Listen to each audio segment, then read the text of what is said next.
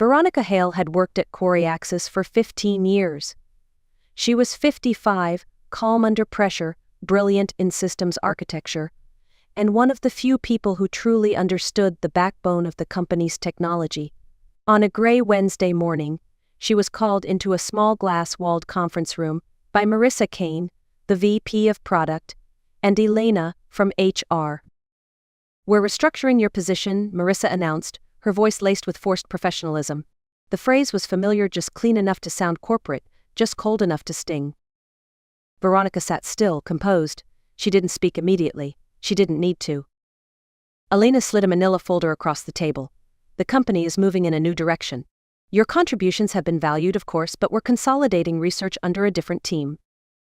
Inside the folder would be the usual: 2 weeks severance per year, 3 months of health coverage, and a list of career counselors no one ever called.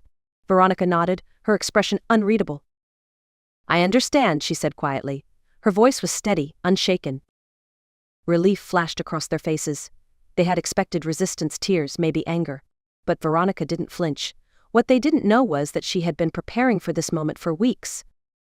It started with a misdirected internal email she received a month earlier, an executive thread outlining plans to sunset legacy leadership in the research division.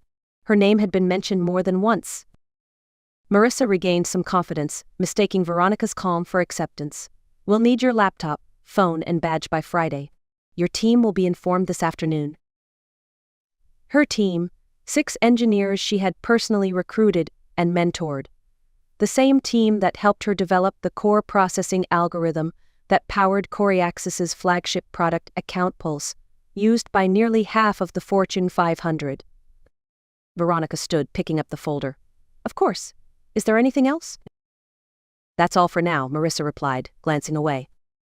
Veronica left the room with a polite nod, walked back to her office, and closed the door behind her. She pulled out her personal phone and typed a short message.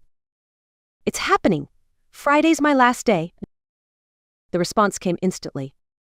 "Perfect timing. Contracts are ready. Dinner tonight?" Veronica smiled, calm, collected, prepared. They thought they were ending her story. But Veronica Hale was just getting started. In the weeks leading up to her dismissal, Veronica Hale had already begun preparing for the inevitable. The misdirected email she had received wasn't just a warning, it was confirmation. The executive thread, intended for internal leadership only, had laid out a plan to push out senior staff, specifically those in research and development, before finalizing any intellectual property filings. Her name had appeared more than once, always followed by phrases like phasing out, non-essential, or transition risk.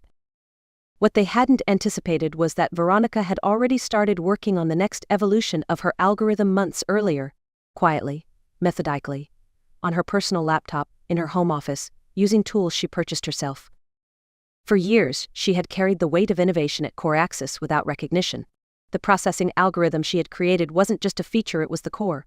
It allowed Account Pulse to handle massive volumes of financial data in real time, something no other platform in the industry could manage with the same efficiency. And yet, in every public presentation, it was the executives Victor Maddox, Marissa Kane who claimed credit. At conferences, they would reference our incredible tech team without once mentioning her by name. That oversight had once stung. Now it fueled her resolve. Veronica documented everything. Every line of revised code. Every architectural diagram. She kept time-stamped logs of when she worked on it, stored copies on encrypted drives, and even recorded short video memos explaining her design choices. She had read her employment contract carefully and consulted a discreet legal advisor to confirm anything she built on her own time, with her own equipment, was hers. And this time she wasn't going to let it be claimed by anyone else.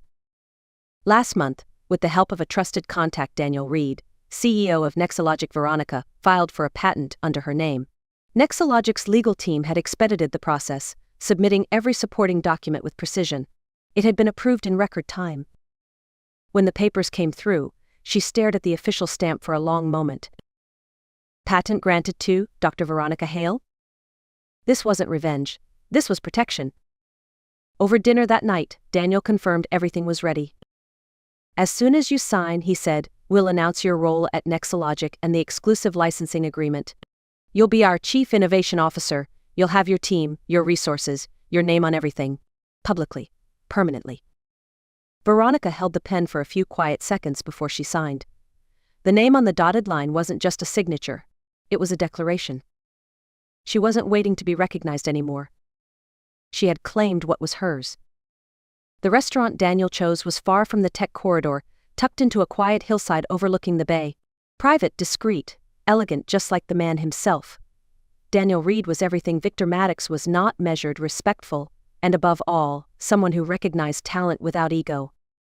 They met in a secluded booth behind a silk curtain. No press, no staff. Just the two of them, and a bottle of wine neither of them touched. "They actually did it," Daniel said, shaking his head after she gave him the details. "I figured they might, but I didn't think they'd be that reckless." Veronica raised an eyebrow. They never understood what they had. Victor always thought the value was in the UE, the marketing. He called the algorithm back-end clutter more than once. Daniel looked genuinely amused. Back-end clutter. That's rich. Coming from someone who couldn't spell recursion if his life depended on it. They both laughed, but Veronica's smile faded quickly. "What worries me isn't them," she said. "It's my team. They're going to be blindsided." Daniel nodded. "Already taken care of. We've drafted positions for all 6 of them. Senior roles, big raises, clean transitions. You just say the word." Veronica exhaled slowly. For the first time in weeks, she felt the tension in her chest loosen. He slid a folder across the table. "This is everything. Licensing agreement, equity package, your title. Chief Innovation Officer. You'll have full autonomy." She opened the folder and scanned the terms. 7-figure signing bonus. Substantial equity in Nexalogic. Ongoing royalties. A clause that ensured any product using her algorithm would credit her by name permanently. But more than the numbers, it was the tone of the offer that mattered. It respected her. It saw her. Daniel leaned forward. "We're not just acquiring your algorithm, we're investing in you. Your mind, your leadership.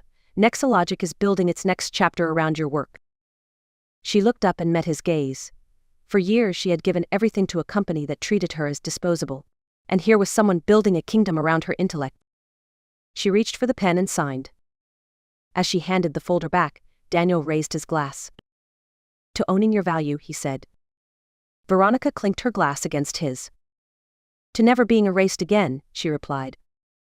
Veronica arrived at Core Axis the next morning with quiet determination. The hallways looked the same. The people nodded politely. But everything had changed. She spent Thursday and Friday packing, attending handover meetings, and finalizing documentation. Her farewell emails were brief but gracious. She offered LinkedIn recommendations to junior engineers and left detailed transition notes for every project she had touched. Not because she owed them anything, but because she wanted no ambiguity. Her professionalism unsettled the leadership team. Marissa stopped by twice, once to check on her emotional state, and once to ask, awkwardly, if she had anything lined up. "I start Monday," Veronica replied. Marissa blinked. "That's fast. What kind of role?" "A leadership position," Veronica said simply, offering no more. Friday afternoon, she handed over her badge, laptop, and company phone. Veronica smiled. "Of course. Anything created during company time, using company tools, is yours." She emphasized those qualifiers. Elena, too distracted with paperwork, didn't notice.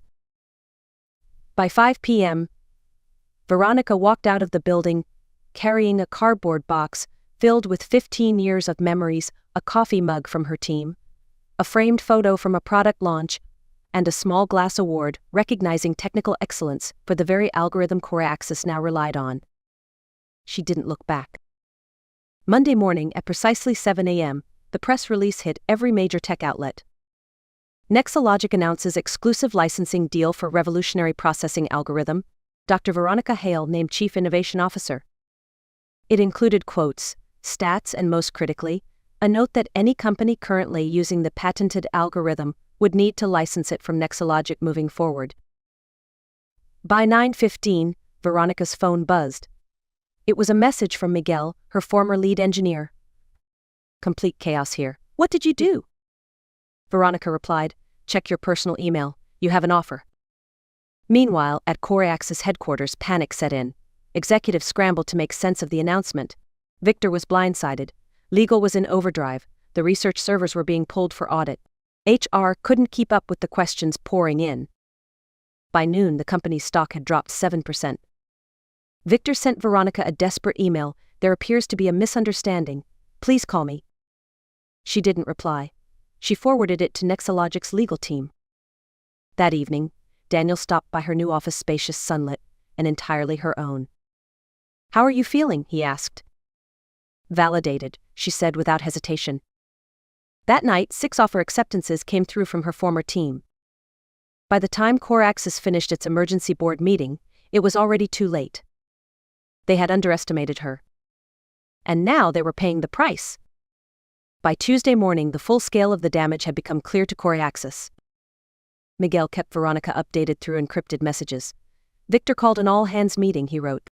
"He's trying to project confidence, but no one's buying it. Legal scrambling. Investors are furious."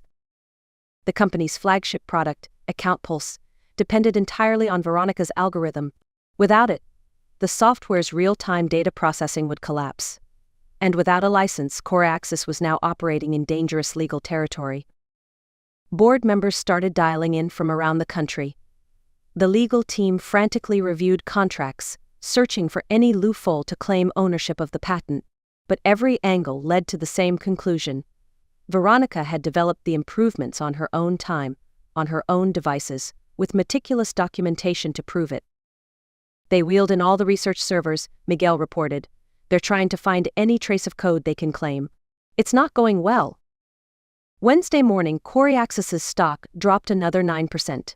2 major enterprise clients requested meetings with Nexalogic. They wanted assurances that their data infrastructure could be migrated to a more stable solution, one that wouldn't be caught in legal limbo. Then came the breaking point. Marissa Kane, visibly shaken, stood in front of a room full of employees and fielded questions. Someone asked, point blank, if the company had failed to secure the patent before letting its creator go. She froze. The silence was brutal. Victor ended the meeting early. That afternoon, Veronica received a call not from Victor, but from Denise in HR, the same woman who had overseen her exit. "We believe there may have been a misunderstanding about the scope of ownership," Denise said cautiously. "Victor was hoping you might be open to a conversation." Veronica kept her tone even. "Any conversations will need to go through Nexalogic's legal department." There was a pause. Then a clipped, "Understood." By Friday, the board at Coraxis made its move. In a public statement, they announced that Victor Maddox had stepped down as CEO, effective immediately. Marissa Kane and the head of legal were also gone. Veronica didn't gloat. She didn't post anything. She didn't give interviews, though her inbox was full of requests from reporters and industry insiders. She simply showed up to work and led. At Nexalogic, her team was already building on the next phase of the algorithm. Miguel and the others, now fully onboarded, were thriving. The mood was collaborative, fast-paced, and filled with purpose. "Feels good to be building something again," Anita said during their first team sync. "Somewhere we're actually seen." Veronica nodded. That was always the point. Being seen. 3 weeks after the public fallout at Coraxis, Veronica stood on a stage in San Francisco, addressing a packed auditorium at the National Tech Innovation Conference. She had been invited as the keynote speaker. The same conference she'd quietly attended the year before, sitting in the back row while Victor Maddox gave a presentation on his team's achievements. Her name hadn't been mentioned once. Now the spotlight was hers. Today she began, "I want to talk about innovation, ownership, and why credit matters. Not for ego, but for accountability, for truth." She didn't mention Coraxis by name. She didn't have to. The entire industry already knew the story, but what made her speech unforgettable wasn't the scandal, it was the clarity with which she spoke about the culture that had allowed it to happen. "For too long we've allowed contributions to be absorbed into the background," she said, "especially when they come from people who aren't loudest in the room, people who are older, women, anyone who doesn't fit the mold." The applause was long and sincere. Afterward, several young engineers, mostly women, mostly early in their careers, lined up to speak with her. "You changed the way I document my work," one of them said. "I used to think it was paranoid. Now I see it as protection." Veronica smiled. "It's not paranoia if it keeps your name on what you build." Back at Nexalogic, things moved fast. The company had officially overtaken CoreAxis in market valuation. Clients were migrating rapidly. Investors were confident. And the new product built on Veronica's enhanced algorithm had entered beta testing with performance numbers that exceeded even her expectations. I held a few refinements back, she told Daniel one afternoon during a strategy session. After I sensed what CoreAxis was planning. They never got my best work. Daniel leaned back in his chair. Their loss. Our gain. That week, Nexalogic received its first licensing inquiry from a data infrastructure firm that had been partnered with CoreAxis for over a decade. They don't want to get caught in the crossfire, Daniel said. They'd rather pay us now than get tied up in a legal mess later. Veronica reviewed the agreement with calm precision. She no longer needed to prove anything to anyone. Her work spoke for itself. The following morning, a news alert came through. TechSphere, another competitor, had announced a new policy. All patents must now name the lead developer publicly. Attribution would no longer be optional. It was a ripple effect. Her quiet stand had become a catalyst. Veronica read the headline, then closed her laptop. She didn't need to respond. She didn't need to comment. She was done being overlooked. Now, she was the standard. 1 year to the day after she walked out of CoreAxis with a cardboard box in her hands, Veronica Howe sat in her office at Nexalogic, an expansive space with floor-to-ceiling windows and a view of the bay. She was reviewing the company's quarterly innovation report.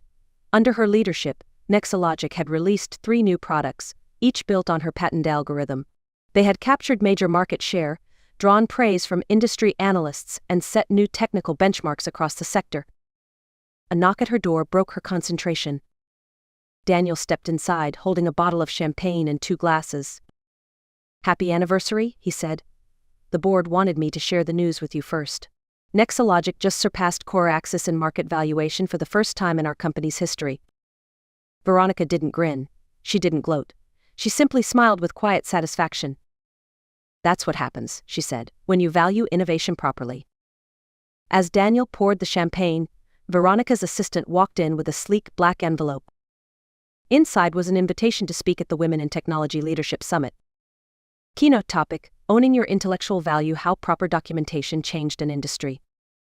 "You've become something of an icon," Daniel said, reading over her shoulder. The woman they thought was expendable.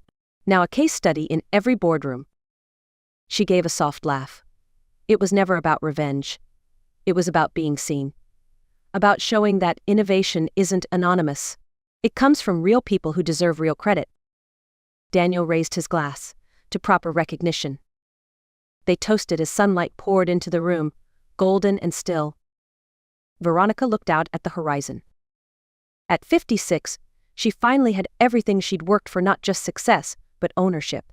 Not just respect, but her name permanently etched into the future she helped build. Exactly where it belonged.